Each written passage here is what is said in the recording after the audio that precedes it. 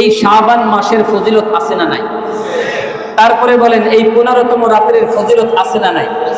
এখন বলবেন হুজুর এই রাত্রে আমি কি কি ইবাদত করব? বুঝে থাকলে বলেন আল্লাহ কি ইবাদতের জন্য এই দিন মাফ করবেন নাকি এই গুনাহগুলো না করলে মাফ করবেন? 1 নম্বরে মুশরিক, 2 নম্বরে বিদ্বেষ পোষণকারী, 3 নম্বরে আত্মীয়তা বন্ধন ছিন্নকারী, 4 নম্বরে টাকনুর নিচে যেই ব্যক্তি, যেই পুরুষ, মহিলা না, মহিলারা টাকনুর নিচেই পড়বে, কিন্তু এখন উল্টা হয়ে গেছে, মহিলারা খালি উঠাইতেছে আর পুরুষরা নামাইতেছে। আমার ভাইরা যারা পুরুষ আছে তারা ফ্যাশন করে যারা টাকনুর নিচে কাপড় পরে তাদেরকে আল্লাহ মাফ করেন না। 4 নাম্বার। 5 নম্বরে মা বাবার অবাধ্য সন্তান, 6 নম্বরে নেশা পানকারী, 7 নম্বরে অন্যায়ভাবে কাউকে হত্যাকারী, 8, 9 এই 2টা হচ্ছে জালেম, যে ব্যক্তি জুলুম করে।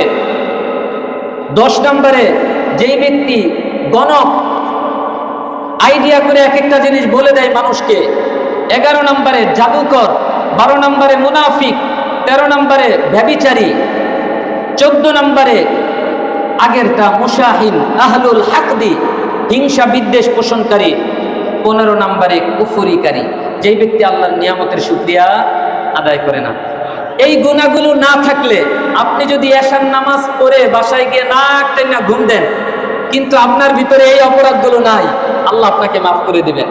আপনি সারা রাত সেজদায় পড়ে আছেন কিন্তু এই গুনার মধ্যে জড়িয়ে আছেন, সারা রাত সেজদা করেও লাভ নাই।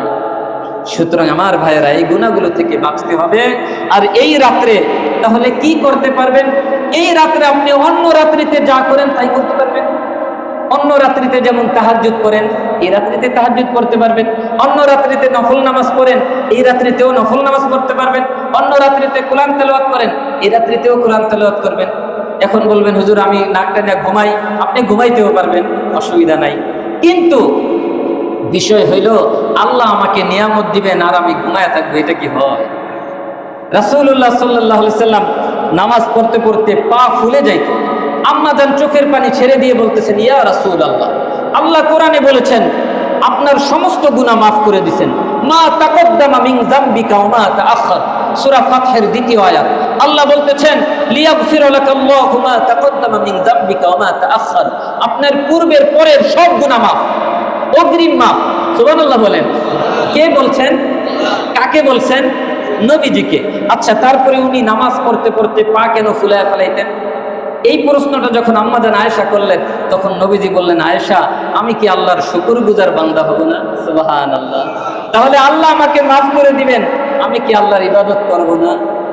কি বলেন ভাই? যেই ব্যক্তি সারা মাস খবর নাই, আজকে আসছে বোনাস নিতে, মাফ নিতে হবে। সারা 5 ওয়াক্ত নামাজের খবর নাই, কিন্তু শবে বরাতের রাত্রে ঘুম নাই, নামাজ পড়তেই আছে মাফের জন্য। এটা তো বোনাসের রাত্রি ভাই। আপনি সারা মাস সারা বছর যে আপনি ভালো কাজগুলো করেছেন, আপনার ভিতরে হিংসা ছিল না, শিরিক ছিল না, যেই গুনাহগুলোর কথা বলেছি এগুলো আপনি সারা বছর কষ্ট করে ত্যাগ করেছেন, আল্লাহ আপনাকে আজকে পুরস্কার দিবেন। আল্লাহ আপনার অনিচ্ছায় ইচ্ছায় টুকটাক যেই গুনাহগুলো হয়ে গেছে সেগুলো আল্লাহ সাধারণভাবে ক্ষমা করে দিবেন। সুবহানাল্লাহ। সুতরাং বুঝে থাকলে বলেন এই রাত্রে মাফ পাইতে হইলে শুধু কি এই রাত্রে ইবাদত করলেই হবে নাকি সারা বছর গুনাহ থেকে বাঁচতে হবে? সারা বছর গুনাহ থেকে বাঁচতে হবে। আল্লাহ এই রাত্রে সাধারণ ক্ষমা ঘোষণা করেছেন বান্দাকে। বান্দা যদি শুকরিয়া কান নফল ইবাদত করে, এটা কি কোনো নিষেধ আছে? নফল ইবাদত তো প্রত্যেক রাত্রেই করা যায়। সুতরাং এই রাত্রে তো নফল ইবাদত, এত রাকাত নামাজ। অনেকে বলে যে শবে বরাতের নামাজ কয় রাকাত, আমাকে জিজ্ঞাসা করে। আমি বলি ভাই শবে বরাতের নামাজ হচ্ছে 5 ওয়াক্ত নামাজ, ফজর জোহর আসর মাগরিব এশা জামাতের সাথে পড়তে হবে সারা বছর। তাহলে এই শবে বরাতের নামাজ হবে, আর ওই নামাজের বরকতে আর এই 15 প্রকার গুনাহ থেকে বাঁচতে হবে। তাহলে ওই গুনাহ থেকে বাঁচার বরকতে 5 ওয়াক্ত নামাজ পড়ার বরকতে এই শবে বরাতের রাত্রে আল্লাহ আপনাকে মাফ করে দিবে। তাহলে আমার ভাইয়েরা, যদি এই রাত্রে কেউ নফল নামাজ পড়ে আমরা তাকে নিষেধ করতে পারবো না।